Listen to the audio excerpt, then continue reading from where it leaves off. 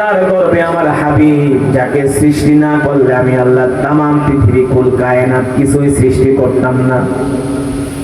আজকে সেই আমিনা কষ্ট পাইতেছে। কে আমিনার সন্তানের নাম রাখবে? কে আমিনার সন্তানকে খেলনা কিনে দিবে?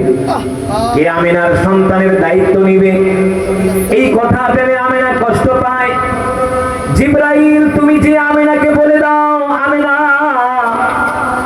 তোমার এই সন্তানের দায়িত্ব পৃথিবীর কোন মানুষের নেওয়ার প্রয়োজন নাই। আমিনা তোমার এই সন্তানের দায়িত্ব নিয়েছেন স্বয়ং আল্লাহ রাব্বুল আলামিন। আল্লাহু আকবার। জিবরাইলকে নির্দেশ দেওয়ার পরে জিবরাইল আরশে আজিম থেকে জমিনে চলে আসে হযরত আমিনার ঘরে। সাদা শুভ্র পোশাকের জিবরাইল সুদর্শন চেহারার অধিকারী হযরত আমিনার সামনে এসে দাঁড়ায়। হযরত আমিনা প্রশ্ন করে, মিন আইনা জিতা, তুমি কোত্থেকে আসছো? কি তোমার পরিচয়? জিবরাইল বলে, আনা জিবরাইল জিতু মিনাল আরশ, আমি আরশ থেকে আসছি, আমার নাম জিবরাইল। তো তোমার নাম জিবরাইল, তুমি আরশ থেকে আমার কাছে কেন আসছো? কি তোমার পরিচয়? বলে, আমার পরিচয় হলো আমি আল্লাহ তাআলার একজন বিশেষ ফেরেশতা। আমার দায়িত্ব হলো নবীদের কাছে ওহী নিয়ে যাওয়া। নবীদের কাছে ওহী নিয়ে যাওয়া। হযরত আমিনা প্রশ্ন করে, জিবরাইল, আপনার দায়িত্ব হলো বিভিন্ন নবীদের কাছে ওহী নিয়ে যাওয়া, কিন্তু আমি তো নবী না, আপনি আমার কাছে কেন আসছেন? জিবরাইল ডাক দিয়া বলে, আপনি নবী না ঠিক আছে, কিন্তু আপনি হলেন তামাম পৃথিবী কুল কায়নাতের নবীর মা।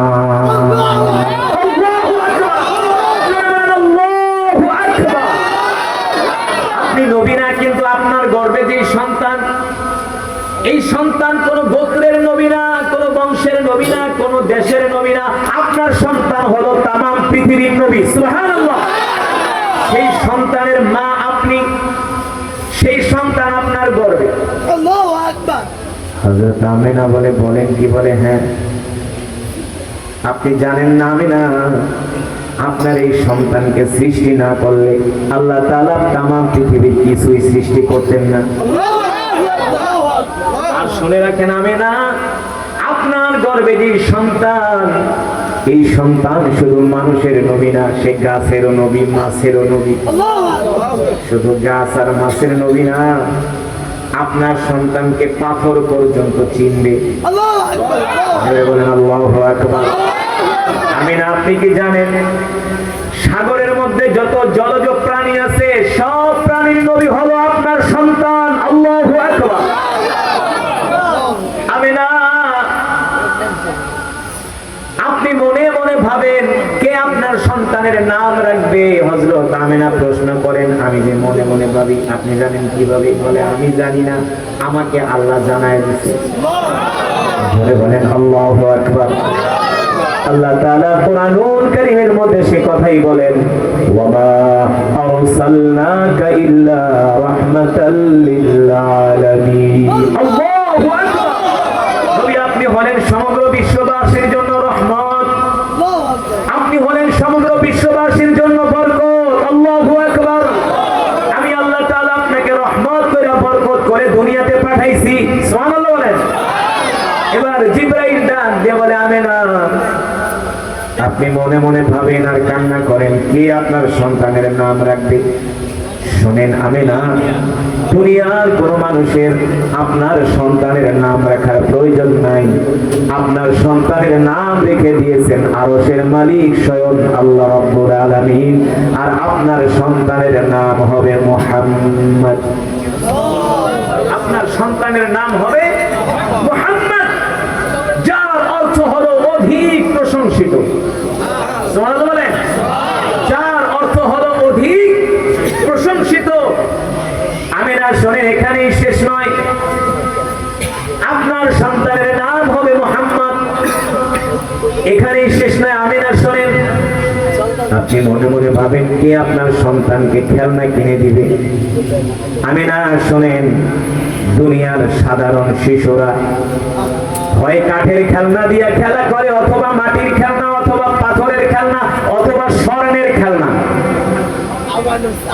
এর চাইতে কি আর দামি? এর চাইতে আর দামি না আমেনা? কিন্তু শোনেন আমেনা, আপনার যে সন্তান আপনার গর্ভে, এই সন্তান দুনিয়ার কোন সাধারণ সন্তান না। আর দুনিয়ার কাঠের খেলনা, মাটির খেলনা, স্বর্ণের খেলনা দিয়ে আপনার সন্তান খেলবে, এটা তার জন্য শোভা পায় না। আপনার সন্তানের সাথে খেলা করার জন্য আল্লাহ রাব্বুল আলামিন আসমান থেকে সুবিশাল চাঁদ আপনার বাড়িতে পাঠিয়ে দিবে। কাফেরদেরকে বলে দেন, আমি আল্লাহ তাদের মাথার উপরে খুঁটিবিহীন, একটা নয়, দুইটা নয়, তিনটা নয়, চারটা নয়, পাঁচটা নয়, ছয়টা নয়, আমি আল্লাহ খুঁটিবিহীন তাদের মাথার উপরে 7টি আসমান, আমি আল্লাহ খুঁটি ছাড়া 7টি আসমান বানিয়ে রেখেছি। দেখা 7টা আসমান, সুবহানাল্লাহ বলেন। যে রব খুঁটিবিহীন 7টা আসমান বানাইতে পারেন, সেই রব চাইলে এই পৃথিবীকে এক মুহূর্তে ধ্বংস করতে পারেন। পারেন কি পারেন না? কিন্তু পৃথিবীর মানুষ পারে না। পারে কে? আল্লাহ তাআলা। সেই আল্লাহ তাআলার কালাম, কালামুল্লাহ আমি আপনাদের সামনে তেলাওয়াত করেছি, শুনেছেন তো? হৃদয়ের কান দিয়ে শুনেছেন? আমি যে কোরআন পড়েছি, আপনারা যে শুনেছেন, এক এক হরফে 10টি করে নেকি পেয়েছেন। এই মজমায় যারা উপস্থিত হয়েছেন সকলেই এক খতম কোরআন করে করে সওয়াব পেয়েছেন। এক খতম করে করে কোরআনুল কারীমের সওয়াব পেয়েছেন এক একজন। সুবহানাল্লাহ বলেন। কিভাবে বলেন তো? কিভাবে? আমি সূরাতুল ইখলাস কয়বার পড়েছি? কয়বার? আরো জোরে বলতে হবে, কয়বার? মাশাআল্লাহ। আমি যে আপনাদের সামনে তেলাওয়াত করেছি, আমি লক্ষ লক্ষ মানুষের সামনে যেভাবে তেলাওয়াত করি, এখানে যারা আসছেন তাদের সামনেও ঠিক একইভাবে এমন না যে লক্ষ মানুষের সামনে একটু ভালো করে জোরে পড়ি আর অল্প মানুষ দেখা না। আল্লাহি রব্বিল কাবা, কাবার কসম খেয়ে বলি, এই কোরআন আমি আপনাদেরকে শোনানোর জন্য তেলাওয়াত করিনি। আমি কোরআন পড়েছি আমার রবকে শোনানোর জন্য। আমার রব, যে রব, কোরআন পড়তেছি আপনার সন্তুষ্টির জন্য। আল্লাহু আকবার। রব যদি সন্তুষ্ট হয়ে যায়, সারা পৃথিবী পায়ের নিচে চলে আসবে। ঠিক কিনা বলেন? তাহলে সন্তুষ্টি অর্জন করতে হবে কার? আপনারা যে বৃষ্টি কাদার মধ্যে যারা আসছেন, তোবারকের লোভেও আসেন নাই, জিলাপির জন্য আসেন নাই, আসছেন কার সন্তুষ্টির জন্য? আল্লাহ তাআলা। ঠিক কিনা বলেন? আল্লাহ রাব্বুল আলামিন এই কোরআন বিশ্ব নবীর উপরে নাযিল করেছেন। আল্লাহ তাআলা বিশ্ব নবীর উপরে কোরআন নাযিল করে আল্লাহ তাআলা কোরআনুল কারীমের মধ্যে কি বলেছেন জানার দরকার আছে কি আছে না? আল্লাহ তাআলা বলতেছেন, ইন্না আনজালনা ইলাইকা যিকরা লিতুবাইয়িনা লিন-নাস। নবী হে আমার, আমি আল্লাহ আপনার উপর যে কোরআন নাযিল করেছি, কোরআন নিয়ে আপনি ঘরে বসে থাকবেন না। আল্লাহু আকবার। এই কোরআন দিয়ে আপনি মক্কার কাফেরদেরকে দাওয়াত দেন, এই কোরআন দিয়ে আপনি মানুষদেরকে দাওয়াত দেন। নবী হে আমার, এই কোরআনের দাওয়াত নিয়ে আপনি মানুষের ধারে ধারে যান, ঘরে ঘরে যান। আল্লাহু আকবার। আল্লাহ নবী বিশ্ব নবী রাহমাতুল লিল আলামিন এই কোরআন নিয়ে ঘরে বসে থাকেননি, মক্কার কাফেরদের ঘরে ঘরে ধারে ধারে যে যে কোরআনের দাওয়াত দিয়েছেন। ঠিক কিনা বলেন? মক্কার কাফেররা কোরআনের দাওয়াত গ্রহণ করেনি, আল্লাহ নবীকে মিথ্যাবাদী বলেছেন। ঠিক কিনা বলেন? অথচ এই নবী তো সেই নবী যিনি হলেন রাহমাতুল লিল আলামিন। এই মাস কোন মাস? রবিউল আউয়াল মাস। এই রবিউল আউয়াল মাসে আল্লাহ তাআলা তার হাবিবকে দুনিয়ার জমিনে পাঠিয়েছেন। দেখেন মক্কার কাফেররা আমার নবীকে বলেছে কাযিব, মিথ্যাবাদী, নাউজুবিল্লাহ। আমার নবীকে বলেছেন কাহিন, গণক, নাউজুবিল্লাহ। আমার নবীর বিরুদ্ধে এমন কোন মিথ্যা প্রপাগান্ডা নাই মক্কার কাফেররা ছড়াননি। কিন্তু আল্লাহ রাব্বুল আলামিন বলেন, নবী, মক্কার কাফেররা আপনাকে মিথ্যাবাদী বলতে পারে, জাদুকর বলতে পারে, কিন্তু আমি রাব্বুল আলামিন বলতেছেন আপনি হলেন রাহমাতুল লিল আলামিন। আল্লাহ নবী এখনো দুনিয়াতে আসেননি। আল্লাহ নবীর বাবার নাম হলো আব্দুল্লাহ। নাম কি? আল্লাহর নবীর বাবার নাম হলো আব্দুল্লাহ। আব্দুল্লাহ যখন মক্কার রাস্তা দিয়ে হাঁটে, মক্কার অসংখ্য রমণীরা আব্দুল্লাহর জন্য পাগল হয়ে যায়। আব্দুল্লাহকে ডাক দেয়, তাআলাউ ইয়া শাবাব, এ যুবক এদিকে আসো, আমরা মক্কার সুন্দরী সুন্দরী রমণীরা তোমাকে বিয়ের প্রস্তাব দিচ্ছি। মক্কার সম্ভ্রান্ত পরিবারের রমণীরা আল্লাহ রাসূলের পিতা আব্দুল্লাহকে বিয়ের প্রস্তাব দেয়। আব্দুল্লাহ তো মক্কার সুন্দরী রমণীদের বিয়ের প্রস্তাব গ্রহণ করে না। তার কারণ হলো আব্দুল্লাহ দুনিয়ার কোন সাধারণ পুরুষ নন, তিনি হলেন একজন অসাধারণ পুরুষ। আর আব্দুল্লাহ দুনিয়ার কোন যেমন তেমন পুরুষ নয়, যেমন তেমন ঘরের সন্তান নয়। আব্দুল্লাহর বাবার নাম হলো আব্দুল মুত্তালিব, তিনি হলো বাইতুল্লাহর মুতাওয়াল্লি। আল্লাহু আকবার। যার ঔরস থেকে জন্ম নিবে কুল কায়নাতের নবী, তামাম পৃথিবীর নবী রাহমাতুল লিল আলামিন। প্রতিদিন আব্দুল্লাহর কাছে বিয়ের প্রস্তাব আসে। আব্দুল্লাহ আর লজ্জায় ঘর থেকে বের হয় না। মক্কার রমণীরা আব্দুল্লাহর জন্য পাগল হয়ে যায়। এবার মক্কার সুন্দরী সুন্দরী রমণীদের বাবারা আব্দুল মুত্তালিবের কাছে যায়, বলে, আব্দুল মুত্তালিব, আমার মেয়ের জীবনটা ভিক্ষা দাও, তোমার সন্তানের সাথে, তোমার ছেলের সাথে আমার মেয়ের বিবাহের ব্যবস্থা করো, বিনিময়ে যা চাও আব্দুল মুত্তালিব তাই দিব। আব্দুল মুত্তালিব ডাক দিয়ে বলে, হে মক্কার সুন্দরী রমণীর বাবারা, এই মক্কায় তো আরো অনেক যুবক আছে, কিন্তু আমার আব্দুল্লাহর জন্য কেন পাগল হয়েছ? মক্কার রমণীরা বলে, আব্দুল্লাহর চেহারার মধ্যে যে একটা নূরের আভা দেখা যায়, এই নূরের আভা মক্কার কোন যুবকদের চেহারার মধ্যে দেখা যায় না। সেটাই ছিলেন রাহমাতুল লিল আলামিন। অল্প সময় বয়ান করব, কিন্তু মন দিয়ে শুনতে হবে। রাজি আছেন? জলপা নিয়ে শুনতে হবে ইনশাআল্লাহ। বিশ্ব নবী পেয়ারা রাসূলের জীবনী, পেয়ারা রাসূলের সিরাত নিয়ে আলোচনা করছি। আসমানের নিচে জমিনের উপরে এর চাইতে আর উত্তম আলোচনা হতে পারে না। তিনি হলেন রহমতের আদা, ঠিক কিনা বলেন? উম্মতের কান্ডারি, ইমামুল আম্বিয়া, সাইয়্যিদুল মুরসালিন, খাতামুন নবিয়্যিন, যাকে সৃষ্টি না করলে আল্লাহ তাআলা तमाम পৃথিবী কুল কায়নাত কিছুই সৃষ্টি করতেন না। সেই রাসূলের জীবনী নিয়ে আলোচনা করছি। আর রাসূলের আশিকদের কাছে এর চাইতে আর দামি আলোচনা না। কারণ আমরা আমাদের জীবনের চেয়ে আল্লাহ রাসূলকে ভালোবাসি। ভালোবাসি কি বাসি না? জোরে বলুন, ভালোবাসি কি বাসি না? আল্লাহ রাসূলের জন্য আমরা আমাদের জীবন দিতে রাজি আছি। আল্লাহ রাসূলের জন্য আমরা আমাদের সন্তানকে এতিম করতে রাজি আছি। আল্লাহ রাসূলের মহব্বতে আমরা আমাদের স্ত্রীদেরকে বিধবা করতে রাজি আছি। যদি বলেন যে হুজুর এত কিছু করতে রাজি নাই, তাহলে বুঝতে হবে আপনার ঈমান নাই। ঈমান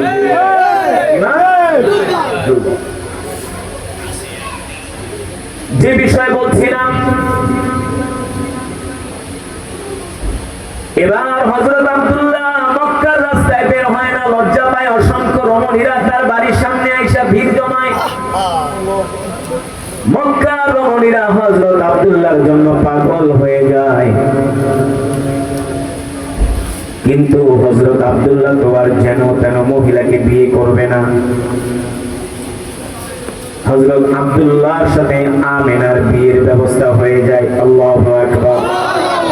হযরত আমিনা তো সেই মহিয়সী নারী, যার গর্ভে আসবে আল্লাহ রাসূল। আল্লাহু আকবার। হযরত আব্দুল্লাহর সাথে আমিনার বিবাহ হয়ে যায়। পুরো মক্কার মধ্যে খবর হয়ে যায়। মক্কার মধ্যে এই কথা ছড়িয়ে পড়ে, হে শুনছনি মক্কার রমণীরা, আব্দুল্লাহ অসংখ্য হাজার হাজার রমণীদেরকে, অসংখ্য হাজার হাজার রমণীদের হৃদয় ভেঙে মহিষী রমণী আমিনার সাথে আব্দুল্লাহর বিয়ে হয়ে গিয়েছে। এই কথা শোনার পরে মক্কার রমণীরা এতটা কষ্ট হয়, এতটা কষ্ট পায়, এতটা ভেঙে পড়ে। এবার 3 দিন পরে মক্কার রমণীরা বলে, চলো তো, চলো দেখি দি আব্দুল্লাহর চেহারাটা আরেকবার দেখে আসি, যেহেতু সে বিবাহ করেছে। এবার 3 দিন পরে মক্কার রমণীরা রাস্তায় বের হয় আব্দুল্লাহকে দেখার জন্য। আব্দুল্লাহর চেহারার দিকে তাকায় আর মক্কার রমণীরা চলে যায়। আব্দুল্লাহকে ডাক দিয়ে বলে, আব্দুল্লাহ, 3 দিন আগেও তুমি আমাদের কাছে ছিলে হীরার টুকরা, এখন আর আমাদের কাছে তোমার কোনো দাম নাই। বলে, কারণ কি? বলে, 3 দিন আগেও তোমার চেহারার মধ্যে একটা নূরের আভা দেখতে পেয়েছিলাম, সেই নূরের আভাটা এখন আর নাই। সেই নূরের আভাটা থাকবে কিভাবে? সেটাই তো ছিল আল্লাহ রসুল। আল্লাহ রসুল তো চলে গিয়েছেন হযরত আমিনার রহিমের মধ্যে, ঠিক কিনা বলে? এবার আল্লাহ রসুল রাহমাতুল্লিল আলামিন মায়ের গর্ভে। মক্কার রমণীরা এই কথা বলতে বাধ্য। আব্দুল্লাহ, বিয়ের 3 দিন আগেও তোমার চেহারার মধ্যে একটা আকর্ষণ ছিল, নূর ছিল, একটা আলো ছিল। তোমার চেহারা দেখে আমরা বুঝতে পেরেছিলাম তুমি মক্কার কোনো সাধারণ যুবক না। এই জন্য আমরা তোমার জন্য পাগল হয়েছিলাম। কিন্তু এখন তোমার চেহারার মধ্যে তাকাই আমরা দেখতে পাই সেই নূরের আলো, নূরের আভা নাই। তার মানে আমাদের কাছে এখন তোমারও কোনো দাম নাই। এই কথা বলে মক্কার রমণীরা আর্তনাদ করতে করতে চলে যায়। হযরত আমিনার গর্ভে আল্লাহ রাসূল চলে আসেন। 6 মাস পরে আব্দুল্লাহ ব্যবসা করার জন্য আমিনার থেকে বিদায় নিয়ে বাড়ি থেকে বের হয়ে যায়। পথিমধ্যে হযরত আব্দুল্লাহর ইন্তেকাল হয়ে যায়। বাড়িতে খবর আসে, আমিনা, ও আমিনা, শুনছনি তোমার স্বামী আব্দুল্লাহ ইন্তেকাল করেছে। এই কথা শোনার পরে হযরত আমিনা ভেঙে পড়ে, তার হৃদয়টা ভেঙে খান খান হয়ে যায়। তার চোখ থেকে অশ্রু ঝরতে শুরু করে আর তিনি আসমানের দিকে তাকায়া কান্না করে। হযরত আমিনা মনে মনে ভাবে, আব্দুল্লাহ, আমার গর্ভে তুমি সন্তান দিয়া আমাকে একা রেখে চলে গেলে। আব্দুল্লাহ, তোমার সন্তান আমার গর্ভে, এই সন্তানকে আমি কিভাবে মানুষ করব, কিভাবে বড় করব, কে আমার সন্তানের নাম রাখবে? এই কথা ভেবে হযরত আমিনা কষ্ট পায়। হযরত আমিনা রাস্তার দিকে তাকায়, দেখেন বাবারা ছোট ছোট বাচ্চাদের হাত ধরে খেলা করতে নিয়ে যায়, বাজারে নিয়ে যায়। বাবারা তার সন্তানদেরকে কাঁধে উঠায়া আদর করতে করতে রাস্তা দিয়ে হাসতে হাসতে যায়। এই দৃশ্য দেখার পরে হযরত আমিনা আরো বেশি কষ্ট পায় আর মনে মনে ভাবে, হায় রে, আমার আব্দুল্লাহ দুনিয়াতে নাই, কিছুদিন পরে আমার সন্তান দুনিয়াতে আসবে, কে আমার সন্তানের নাম রাখবে, কে আমার সন্তানকে খেলনা কিনে দিবে, কে আমার সন্তানকে আদর করবে? এই কথা ভেবে হযরত আমিনা কান্না করতে থাকে। আসমানের দিকে তাকায় আর তার চোখের পানি ঝরে। আল্লাহ রাব্বুল আলামিন ডাক দিয়ে বলে, জিবরাইল, জমিনে যাও, জমিনে যাও, যার গর্ভে আমার হাবিব রাহমাতুল্লিল আলামিন, আল্লাহু আকবার, যার গর্ভে আমার বন্ধু, যার গর্ভে আমার হাবিব, যাকে সৃষ্টি না করলে আমি আল্লাহ তামাম পৃথিবী কুল কায়নাত কিছুই সৃষ্টি করতাম না। আজকে সেই আমিনা কষ্ট পাইতেছে, কে আমিনার সন্তানের নাম রাখবে, কে আমিনার সন্তানকে খেলনা কিনে দিবে, কে আমিনার সন্তানের দায়িত্ব নিবে? এই কথা ভেবে আমিনা কষ্ট পায়। জিবরাইল, তুমি যে আমিনাকে বলে দাও, আমিনা, তোমার এই সন্তানের দায়িত্ব পৃথিবীর কোন মানুষের নেওয়ার প্রয়োজন নাই। আমিনা, তোমার এই সন্তানের দায়িত্ব নিয়েছেন স্বয়ং আল্লাহ রাব্বুল আলামিন, আল্লাহু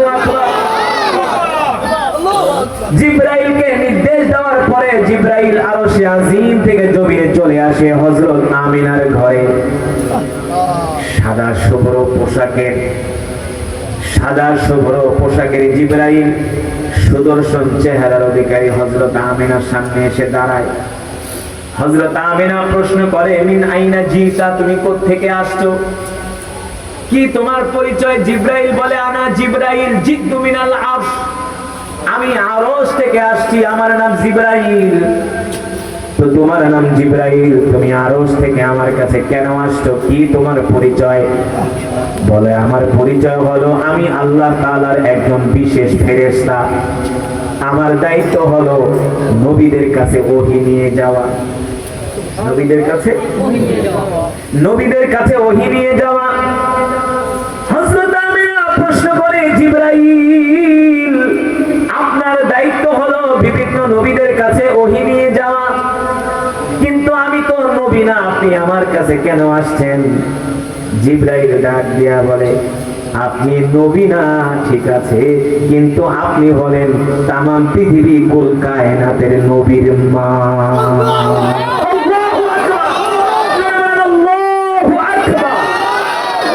আপনি নবী না, কিন্তু আপনার গর্ভে যে সন্তান, এই সন্তান কোন গোত্রের নবী না, কোন বংশের নবী না, কোন দেশের নবী না, আপনার সন্তান হলো তামাম পৃথিবীর নবী। সুবহানাল্লাহ। সেই সন্তানের মা আপনি, সেই সন্তান আপনার গর্ভে। আল্লাহু আকবার। হযরত আমিনা বলে, বলেন কি? বলে, হ্যাঁ। আপনি জানেন না আমিনা, আপনার এই সন্তানকে সৃষ্টি না করলে আল্লাহ তাআলা তামাম পৃথিবীর কিছুই সৃষ্টি করতেন না। আর শুনে রাখেন আমিনা, আপনার গর্ভে যে সন্তান, এই সন্তান শুধু মানুষের নবী না, সে গাছেরও নবী, মাছেরও নবী। শুধু গাছ আর মাছের নবী না, আপনার সন্তানকে পাথর পর্যন্ত চিনবে। বলেন আল্লাহু আকবার। আমিনা, আপনি কি জানেন সাগরের মধ্যে যত জলজ প্রাণী আছে সব প্রাণীর নবী হলো আপনার সন্তান। আল্লাহু আকবার। আমিনা, আপনি মনে মনে ভাবেন কে আপনার সন্তানের নাম রাখবে? হযরত আমিনা প্রশ্ন করেন, আমি যে মনে মনে ভাবি, আপনি জানেন কিভাবে? বলে, আমি জানি না, আমাকে আল্লাহ জানায় দিয়েছে। বলেন আল্লাহু আকবার। আল্লাহ তাআলা কুরআনুল কারীমের মধ্যে সে কথাই বলেন, ওয়া মা আরসালনাকা ইল্লা রাহমাতাল লিল আলামিন। আল্লাহু আকবার। নবী আপনি হলেন সমগ্র বিশ্ববাসীর জন্য রহমত, আপনি হলেন সমগ্র বিশ্ববাসীর জন্য বরকত। আল্লাহু আকবার। আমি আল্লাহ তাআলা আপনাকে রহমত করে বরকত করে দুনিয়াতে পাঠাইছি। সুবহানাল্লাহ বলেন। এবার জিবরাইল ডাক দিয়ে বলে, আমিনা, আপনি মনে মনে ভাবেন আর কান্না করেন কে আপনার সন্তানের নাম রাখবে। শুনেন আমিনা, দুনিয়ার কোন মানুষের আপনার সন্তানের নাম রাখার প্রয়োজন নাই। আপনার সন্তানের নাম রেখে দিয়েছেন আরশের মালিক স্বয়ং আল্লাহ রাব্বুল আলামিন। আর আপনার সন্তানের নাম হবে মুহাম্মদ। আপনার সন্তানের নাম হবে মুহাম্মদ, যার অর্থ হলো অধিক প্রশংসিত। সুবহানাল্লাহ বলেন। যার অর্থ হলো অধিক প্রশংসিত। আমিনা শোনেন, এখানেই শেষ নয়, আপনার সন্তানের নাম হবে মুহাম্মদ। এখানেই শেষ নয়। আমিনা শোনেন, আপনি মনে মনে ভাবেন কে আপনার সন্তানকে খেলনা কিনে দিবে। আমিনা শোনেন, দুনিয়ার সাধারণ শিশুরা হয় কাঠের খেলনা দিয়ে খেলা করে, অথবা মাটির খেলনা, অথবা পাথরের খেলনা, অথবা স্বর্ণের খেলনা। এর চাইতে কি আর দামি? এর চাইতে আর দামি না আমিনা। কিন্তু শোনেন আমিনা, আপনার যে সন্তান আপনার গর্ভে, এই সন্তান দুনিয়ার কোন সাধারণ সন্তান না। আর দুনিয়ার কাঠের খেলনা, মাটির খেলনা, স্বর্ণের খেলনা দিয়ে আপনার সন্তান খেলবে, এটা তার জন্য শোভা পায় না। আপনার সন্তানের সাথে খেলা করার জন্য আল্লাহ রাব্বুল আলামিন আসমান থেকে সুবিশাল চাঁদ আপনার বাড়িতে পাঠিয়ে দিবে। আল্লাহ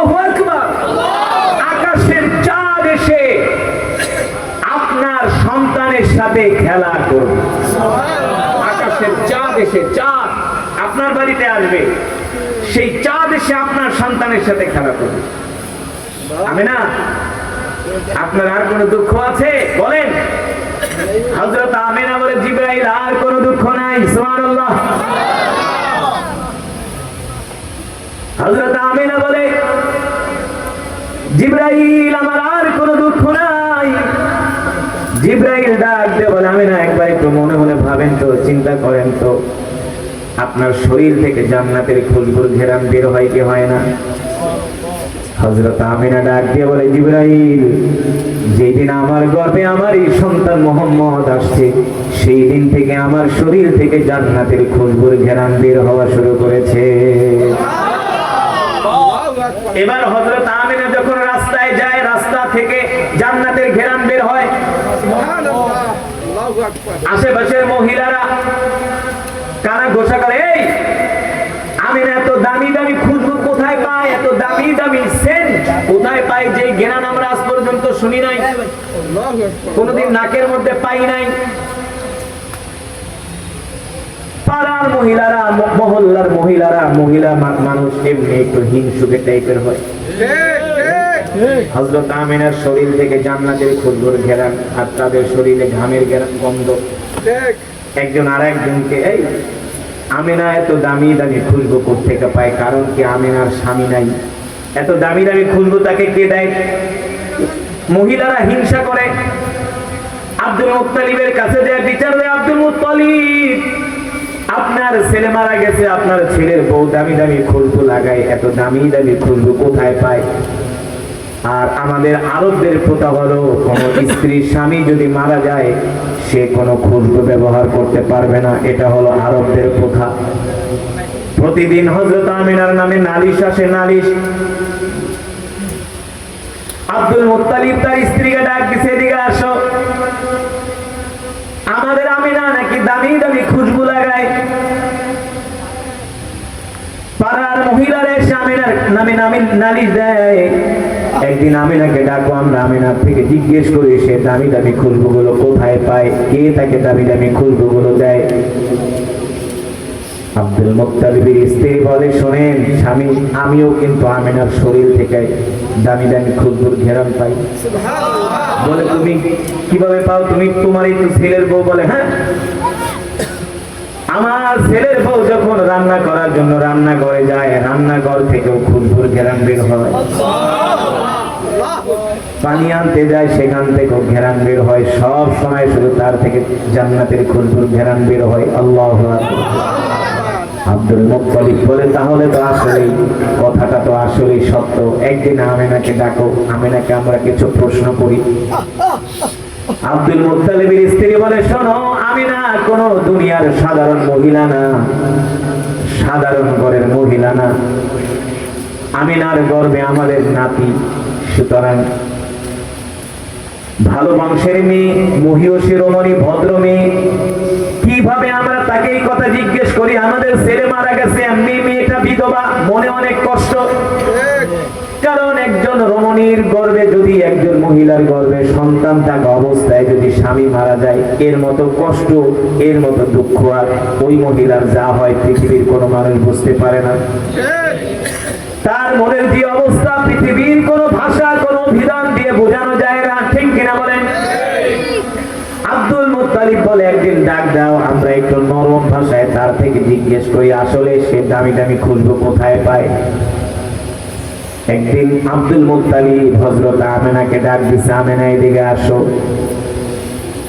আব্দুল মুত্তালিব বলে, মা রে, তুমি তো আমাদের ভালো একজন বউ, তোমার গর্ভে আমাদের নাতি আসতেছে, কিছুদিন পরে আমরা আনন্দিত উৎফুল্ল মা, কিন্তু তুমি কিছু মনে করো না, আমরা তোমাকে একটা প্রশ্ন করি মা।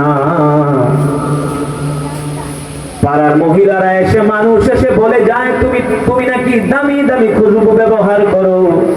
মা, তুমি কিছু মনে করো না, আমাদের আরবদের প্রথা হলো, কোন স্বামী যদি মারা যায়, ওই মহিলা কোন দামি খুশবু কিছুই ব্যবহার করতে পারবে না। এটা হলো আমাদের আরবদের প্রথা। আর আমি হলাম সমাজের নেতা, মাগো তুমি যদি এই দামি দামি খুশবু গুলো ব্যবহার করো, এতে করে মানুষের কাছে আমাকে প্রশ্নের সম্মুখীন হতে হয়। এই কথা শোনার পরে হযরত আমিনার চোখ দিয়া জল জল করে পানি পড়তেছে। কারণ যারা সতী সাধ্বী মহিলা তাদেরকে এর চাইতে আর বেশি কিছু বলা লাগে না। জাতের মেয়েদেরকে এর চাইতে আর বেশি কিছু বলার প্রয়োজন। এই কথা শোনার পরে হযরত আমিনা কান্না করে দিচ্ছে। আব্দুল মুত্তালিব ডাক দিয়া বলে, লিমা তাবকি ইয়া আমিনা, ইয়া উম্মি আমিনা, আমিনা তুমি কাঁদো কেন? মা তুমি কেঁদো না, আমি তো তোমাকে কান্না করার কিছুই বলি নাই। হযরত আমিনা ডাক দিয়া বলে, আব্বাজান আপনি আমাকে প্রশ্ন করেছেন আমি দামি দামি আতর খুশবু কোথায় পাই? এই গ্রাম তো দুনিয়ার কোনো খুশবুতে পাওয়া যায় না। আব্বাজান শোনেন শোনেন, আমার স্বামী আব্দুল্লাহ মারা গেছে, কে আমাকে খুশবু কিনে দিবে? আমি তো বিধবা। আব্বাজান শোনেন, যেই দিন থেকে আমার মুহাম্মদ আমার গর্ভে এসেছে সেই দিন থেকে আমার শরীর থেকে জান্নাতের খুশবুর ঘ্রাণ বের হওয়া শুরু করেছে। সুবহানাল্লাহ, আল্লাহু আকবার। আব্দুল মুত্তালিবের স্ত্রী বলে, মারে ঠিকই বলছো, আমিও তোমার শরীর থেকে জান্নাতের খুশবুর ঘ্রাণ পেয়েছি। হযরত আমিনা ডাক দিয়ে বলে, আম্মা জান শুধু এখানেই শেষ না, যেই দিন থেকে আমার মুহাম্মদ গর্ভে এসেছে আমি যখন রাস্তা দিয়ে হেঁটে যাই, রাস্তার গাছগুলো আমাকে দেখা সালাম দেয়।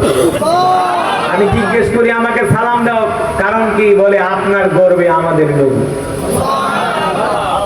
হযরত আমিনা বলে, আব্বা জান এখানেই শেষ নয়, যখন আমি পানি আনার জন্য কূপের কাছে যাই, কূপের পানিগুলো থাকে নিচে, আমাকে দেখার সাথে সাথে কূপের পানিগুলো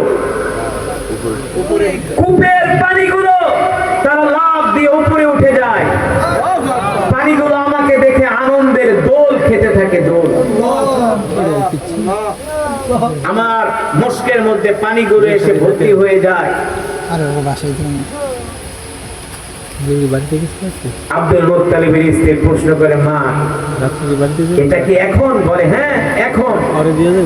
যেদিন থেকে আমার মুহাম্মদ আমার গর্ভে এসেছে সেই দিন থেকে আমি কূপের কাছে গেলে কূপের পানিগুলো আনন্দের দোল খেতে থাকে। আল্লাহু আকবার। পানির স্তর উপরে উঠে যায়, কূপ থেকে আওয়াজ আসে, আপনি আপনার পানির পাত্র ধরেন, আমরা আপনার পাত্রের মধ্যে ঢুকা দিতেছি। প্রশ্ন করি, কেন? বলে, আপনি হলেন নবীর মা, আপনার কষ্ট হবে, আপনাকে কষ্ট দিতে পারবো না। সেই রাসূলের উম্মত আমরা, খুশি নাকি বেজা? খুশি নাকি বেজা? মুসলমান, যে রাসূলের উম্মত হওয়ার জন্য আগেকার পয়গম্বর আল্লাহ তাআলার কাছে দোয়া করেছে, ঠিক কিনা বলেন? আল্লাহ তাআলা আমাদেরকে বিনা দরখাস্তে সেই রাসূলের উম্মত বানিয়েছেন। আজকে বাংলাদেশে এই যে রবিউল আউয়াল মাস, এই 12 রবিউল আউয়ালে বাংলাদেশের কিছু মুসলমানরা তারা রবিউল আউয়ালে আসলে তারা কেক কাটে, বিরিয়ানি রান্না করে খায়, খায় কি খায় না? তোবারক খায়। তারা বলে ঈদে মিলাদুন নবী নাকি পৃথিবীর শ্রেষ্ঠ ঈদ, অথচ কোরআন হাদিসের কোথাও নাই আছে যে ঈদে মিলাদুন নবী ঈদ। ঈদ তো দুইটা, ঈদুল ফিতর, ঈদুল আযহা। আমার জীবনের একটা আশা ছিল যে আমি কোনো এক বছর এই 12 রবিউল আউয়ালে আমি মদিনা শরীফে থাকবো, দেখবো যে আমার দেশের মুসলমানরা এত কেক কাটে, এত তোবারক, সিন্নি, এত কিছু বিরিয়ানি পাকায় খায়, আর ঈদ ঈদ বলে চিল্লায়। যে মদিনায় রাসূলের রওজা, যেখানে রাসূল শুয়ে আছেন, রওজায়ে আতহারে মদিনাতুত তাইয়্যিবায়। আমার জীবনের ইচ্ছা যে আমি এক বছর 12 রবিউল আউয়ালে মদিনা শরীফ থাকবো, আর দেখবো যে মদিনার মানুষ 12 রবিউল আউয়ালে কেক কাটে কিনা আর তোবারক রান্না করে কিনা। আলহামদুলিল্লাহ, ঘটনাক্রমে এই বছরের 12 রবিউল আউয়াল আমি মদিনা শরীফে ছিলাম। মদিনা শরীফে ছিলাম,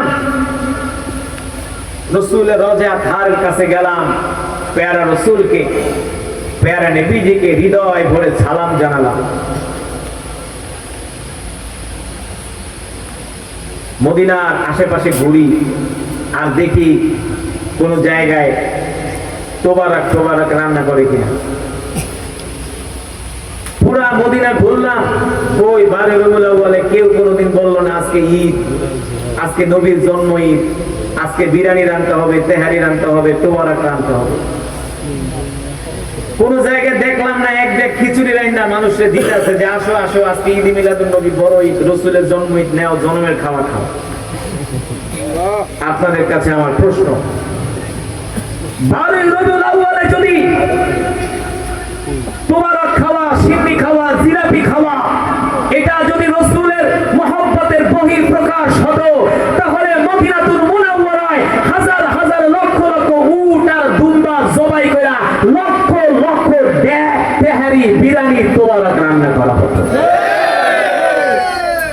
কিন্তু কই মদিনা শরীফ তো কোনো জায়গায় নাই, কোনো জায়গায় নাই। যদি এগুলো রান্না করতে হয়তো বা আরবের মানুষরা আমাকে চিনে না, কিন্তু বাংলাদেশের মানুষ তো চিনে।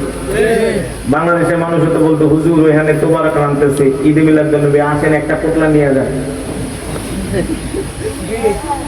শুধু বাংলাদেশের মানুষ না, আলহামদুলিল্লাহ এভরিডে প্রতিদিন 1 মিলিয়ন মানুষ আমার তেলাওয়াত শুনে, এর মধ্যে 60% হলো দেশের বাইরে। আলহামদুলিল্লাহ। বিদেশে যেখানে যায় অনেক আরব, অনারব, ইন্দোনেশিয়ান, মালয়েশিয়ান, আফ্রিকান, ইরানি, পাকিস্তান, তারা দেখা বলে ইনকা বাঙালি কারি, তুমি তো বাংলাদেশি কারি, বলি কেমনে চিনো? এই যে দেখো আমাদের মোবাইলে তোমার তেলাওয়াত। মসজিদে হারামে যায়, মদিনা শরীফে ঘুরি, হাজার হাজার মানুষ এসা, বাংলাদেশের লোক তো আছে, অনেক বিদেশিরা পর্যন্ত আইসা বলে এই যে তোমার তেলাওয়াত শুনতেছি। যদি বাড়িওয়ালা বলে এই সমস্ত তোবারক তোবারক রানতো, তাহলে অন্য দেশের মানুষ হিসেবে তুমি বিদেশি আমাদের কারি সাহেব না, এক পোটলা খাওয়ান নিয়ে যাও, আজকে রসুলের জন্ম। তার মানে এই সমস্ত ঈদ মিলাদুন নবী, বারে রবিউল আউয়ালে তোবারক খাওয়া, কেক কাটা, এটা রসুলের আশিকদের পরিচয় হতে পারে না। রসুলের আশিকদের পরিচয় হলো কোন নাস্তিক ব্লগাররা যদি আল্লাহ রসুলকে গালি দেয়, তাদেরকে সমুচিত জবাব দেওয়ার জন্য, রক্ত দেওয়ার জন্য যারা রাজপথে নামে, তারাই হলো আসল আশিক রসুল।